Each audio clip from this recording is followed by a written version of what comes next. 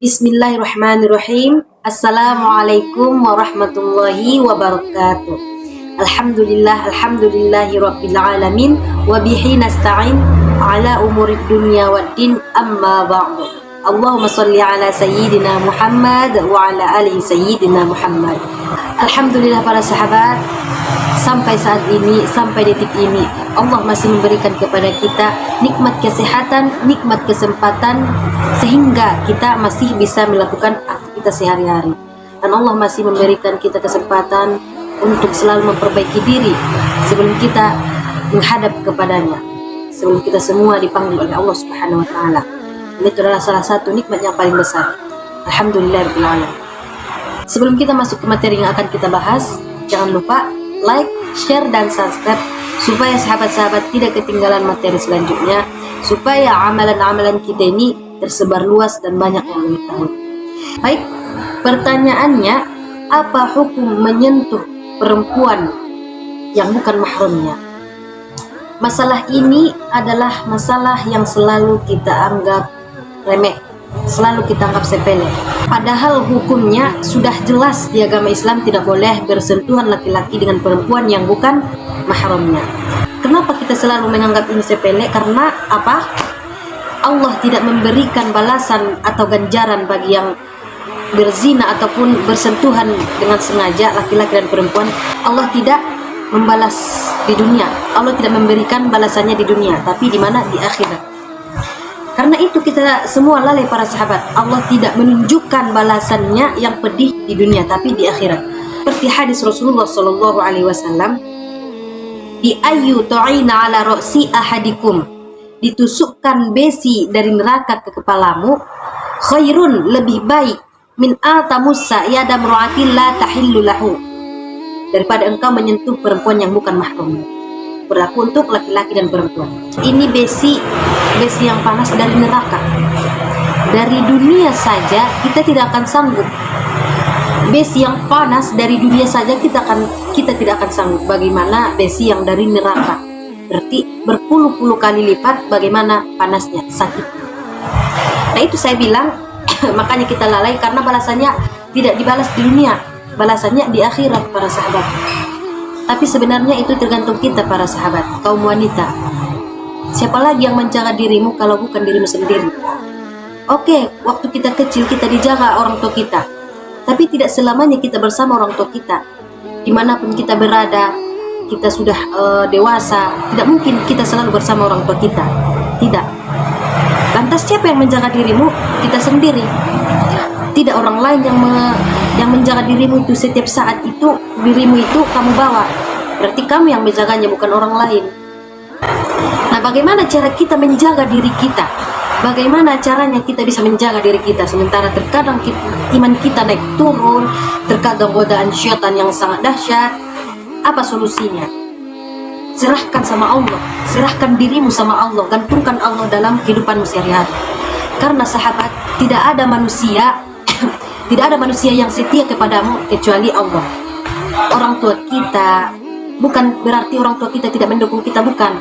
Maksudnya yang selalu ada pada dirimu itu cuma Allah, penciptamu sendiri. Itu para sahabat, gantungkan semua pada Allah, serahkan, selalu ingat Allah, selalu beristighfar. Untuk itu jaga dirimu, jaga kehormatanmu. Kamu sendiri yang akan menjaga para sahabat. Jaga harga dirimu, jangan bermudah dengan laki-laki. Ingat, Nabi Muhammad SAW bersusah payah menaikkan derajat kita para sahabat. Kenapa kita begitu mudahnya menjatuhkan harga diri kita? Itu secara terang-terangan. Memang saya lihat sekarang ini, hal ini yang berjabat tangan, berpegangan tangan secara sengaja sudah seperti halal. Yang haram dihalalkan, yang halal diharamkan. Itu yang saya lihat sekarang. Jangan para sahabat. Boleh kita mengagumi, boleh. Itu kodratnya kita sebagai manusia. Kodratnya kita menyukai ataupun mengagumi lawan jenis. Tapi jangan kita salah mengaplikasikan kekaguman kita itu. Jangan karena kita kagum, apapun yang diminta seorang laki-laki itu kamu berikan. Jangan. Kehormatanmu tinggi sahabat, tinggi. Jaga itu. Perempuan cantik sudah banyak para sahabat. Banyak perempuan cantik yang glowing, yang pintar, berkarir, tapi yang akhlaknya mulia itu belum banyak. Maka jadilah salah satunya.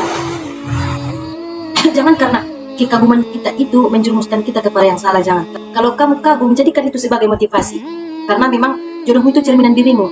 Jadikan dia sebagai motivasi. Misalkan kamu suka dengan dia, suka dengan adab dia, perilaku dia terhadap sesama manusia, jadikan itu motivasi. Tapi jangan jadikan itu tujuan. Jangan kamu merubah diri kamu karena untuk dia, seolah-olah untuk mendapatkan dia. Jangan. Tetap nomor satu itu Allah. Tetap jadikan nomor satu itu Allah. Seolah-olah kamu menjadikan itu motivasi, tujuanmu untuk mendekat kepada Allah, dan doakan semoga jodohmu itu yang terbaik. Kita meminta yang baik para sahabat, Allah memberikan yang paling baik, yang terbaik. Yakinlah. Maka jangan kita salah aplikasikan tentang kekaguman. Rasa cinta, rasa kagum kita sesama jenis pasti ada. Saya juga ada. Cuma pandai-pandailah mengaplikasikannya. Jangan kita, karena dia sayang, karena kita sayang kepada dia, kita berikan semuanya terhadap dia, sementara dia belum mahrammu. Kalau kamu ingin seorang perempuan itu lamar, minta kepada ayahnya, jangan kamu bawa dia untuk keluar malam, untuk jalan-jalan, tidak. Jangan mau sahabat, jangan mau kita diajak berdua-duaan, jangan. Terkecuali ketika kita banyak-banyak, misalkan satu lokal ataupun lebih dari 10 orang, silahkan. Tapi kalau berdua-duaan jangan sahabat. Sudah pasti setan jadi orang ketiga, pasti. Itu makanya ketika kamu diajak main yuk, gini yuk, jangan. Ingat harga dirimu, ingat ayahmu, ingat orang tuamu. Bagaimana orang tuamu membesarkanmu, mendidikmu. Orang tua tidak ada yang mau anaknya seperti itu. Orang tua pasti mau anaknya akhlaknya baik, berlakunya baik, semuanya baik, sholatnya baik. Orang tua pasti mengharapkan itu. Orang tua cuma mengharapkan itu para sahabat. Hargai orang tuamu. Jangan dengan mudahnya kamu para kaum wanita hanya dikasih dengan coklat, bunga, kita luluh. Jangan serendah itu harga diri kita, hanya dikasih silver queen kita luluh. Mau diajak kemana jangan. Terutama jangan mau diajak berduaan para sahabat, walaupun itu mengerjakan tugas apapun itu. Memang niat kita tidak, saya tidak akan mau seperti itu. Tapi syaitan, yakinlah syaitan ini menggoda, tidak akan berhenti para sahabat. Mengagumi boleh saja. Berdoalah, ya Allah berikanlah dia, berikanlah seperti dia ini jodohku, berikanlah yang terbaik untukku, berikanlah yang bisa membimbing aku. Doakan, tidak dengan mengasih harga dirimu kepada dia. Jangan mau disentuh oleh lelaki yang bukan mahrammu. Jadikanlah dirimu, tubuhmu disentuh oleh lelaki yang sudah halal bagimu. Itu yang baik para sahabat, itu yang harus kita lakukan. Karena ruginya itu para sahabat, ketika kita tidak bisa melawan nafsu kita, menjaga diri kita itu banyak. Jika kamu terjerumus pada kemaksiatan, misalkan kamu hamil di luar nikah, yang mengandung 9 bulan yang menahan siapa? Kamu apa laki-laki? Kita, bukan laki-laki. Yang dibawa jalan-jalan, yang masuk angin, perutnya kembung siapa? Perempuan, bukan laki-laki. Yang kamu sudah hamil di luar nikah, keluarga siapa yang malu? Terutama keluarga perempuan itu. Dibilanglah orang tuamu tidak bisa mendidikmu, dibilanglah kamu anak yang ini itu. Di mana hati nuranimu? Kamu tidak memikirkan hati orang tuamu, bagaimana sakitnya. Padahal orang tuamu sudah mendidik kita, merawat kita dari kecil dengan baik. Dengan mudahnya kita menjatuhkannya. Pakai akal para sahabat. Apakah layak kita melakukan seperti itu kepada orang tua kita? Oke, orang tua kita orang kaya, memang seharusnya orang kaya juga tidak diperbolehkan untuk seperti itu. Cuma perbandingannya, oke, orang tua kita orang kaya, orang yang Allah kasih rezeki kita seperti ini, memang rezeki orang itu berbeda-beda. Bagaimana kita yang tidak ada? Udah menanggung malu, kamu tidak berawan lagi. Apalagi para sahabat, setidaknya jika kita tidak bisa mengangkat derajat orang tua kita di dunia, angkatlah di akhirat. Dengan apa? Jaga dirimu, jangan sampai kamu ternodai. Satu lagi, cara kita untuk menghargai diri kita, cara kita untuk menjaga diri kita, salah satu itu termasuk menjaga auratmu para sahabat. Kalau kamu memakai baju ketat keluar, rambut diikat, nggak pakai jilbab, memakai baju ketat sehingga menampakkan aurat, tentu lelaki akan menatap dirimu, akan tergoda dengan dirimu. Ketahuilah para sahabat, lelaki ini nafsunya kuat, mudah naik nafsunya. Siapa yang menjaganya? Kita. Supaya nafsu lelaki tidak tertarik terhadap kita, jaga auratmu. Maka tutup auratmu dulu, jaga dirimu, jaga penampilanmu. Itu namanya kamu menghargai diri kamu. Laki-laki tidak akan berani para sahabat mengganggu kita jika kita memakai pakaian kita dengan baik. Jika kamu memakai pakaian kamu dengan sempurna, istilahnya tertutupi aurat kamu, paling laki-laki cuma menatap sedikit, oh ya udahlah, segitu doang. Tapi jika kamu memakai baju ketat, mengikat rambut, naik motor yang dudukannya tinggi, apa sih namanya? Jika kamu naik itu pasti dilihat laki-laki, wow, pasti gitu, yakinlah. Nah itu para sahabat, saya sudah melihat, makanya saya takut. Masya Allah, begitu, makanya saya tidak mau begitu. Makanya kamu yang menjaga harga diri kamu, pakailah pakaian kamu dengan selayaknya. Katanya sayang sama orang tua, katanya sayang sama ayah. Cara membuktikan kamu itu sayang kepada orang tuamu bukanlah harta kamu berikan banyak. Bagaimana kamu menjaga auratmu? Karena para sahabat, dosanya itu, ganjarannya itu ke ayah kita. Kalau kamu tidak bisa menjaga aurat kamu, katanya sayang. Inilah, buktikanlah kesayangan, rasa sayangmu itu dengan kamu menjaga auratmu. Cukup saja, sudah cukup bagi mereka. Jangan katanya sayang, dibelikan kue ulang tahun, diberikan kado, diberikan segalanya, tapi tidak pandai menjaga aurat. Apa gunanya? Ia senang di dunia, di akhirat tidak. Orang kamu sengsara. Makanya jaga aurat kamu untuk orang tua kamu, para sahabat, untuk dirimu, orang tua kamu, untuk keluargamu, semua terjaga jika kamu menjaga aurat.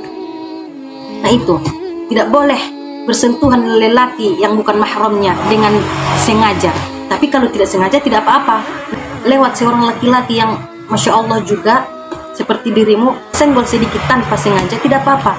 Ketika kamu tersenggol oleh lelaki itu, kemudian kamu mengucap astagfirullah gitu, lelaki itu juga akan merasa, oh berarti ini perempuan baik-baik. Kalau dia juga orang baik, pasti dia kagum kepadamu. Nah, saling berdoalah. Timbullah saling berdoa, jalur langit, mudah-mudahan jodoh. Itu para sahabat, jodohmu itu tergantung dirimu, tidak tergantung orang lain. Kamu pezina, laki-lakimu pezina. Kamu soleha, laki-lakimu soleh. Kamu pemabuk, laki-lakimu pemabuk. Tergantung dirimu. Itu para sahabat, maka jaga dirimu. Jangan bersentuhan secara terang-terangan, jangan. Ingat, kamu dilahirkan dengan secara baik-baik. Orang tuamu, ibumu melahirkanmu dengan susah payah. Maka jaga kehormatanmu, jangan begitu mudah kamu kasih kehormatanmu para sahabat, jangan. Ingat orang tuamu. Maka untuk itu mulai sekarang mari berubah. Oh, kata Karamina tidak boleh bersentuhan dengan yang bukan mahramnya, berarti tidak boleh. Bersikap tegas. Walaupun ke teman kelas kita, jika dia ingin bercanda gini-gini sama kamu, bilang stop, tidak boleh. Kata Karamina tidak boleh bersentuhan dengan laki-laki yang bukan mahramnya. Begitu, kamu juga harus tegas, jangan mau cewek gitu, jangan. Itu mah basi, enggak laku lagi para sahabat. Misalkan ada laki-laki yang kamu kagumi, yang Masya Allah kamu lihat, dia mau kenalan begini, cukup alurkan tanganmu, begitu saja. Pasti dia juga akan, oh berarti perempuan ini baik-baik. Itu para sahabat, sebenarnya tergantung kita semua. Diri kita perempuan, jangan mau dibawa-bawa lelaki, jangan.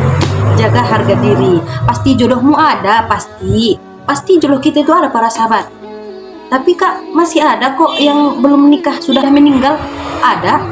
Jodoh kita itu kalau tidak di dunia, di akhirat pasti ada. Tenang saja, nanti di surga ada jodohmu, pasti. Untuk itu mari bersama-sama kita ubah diri kita para sahabat. Masuk saya juga, saya juga manusia biasa, pasti pernah melakukan kesalahan, tapi kita ambil pelajaran dari kesalahan itu, jangan diulang lagi. Sekarang ini marilah, kata Kak Ramina, nggak boleh bersentuhan, maaf. Begitu perempuan yang menjaga harga dirinya, oke? Mungkin sampai di sini pembahasan kita. Jika ada kesalahan, saya meminta maaf karena saya juga dalam proses belajar. Wabillahi taufiq wal hidayah. Assalamualaikum warahmatullahi wabarakatuh.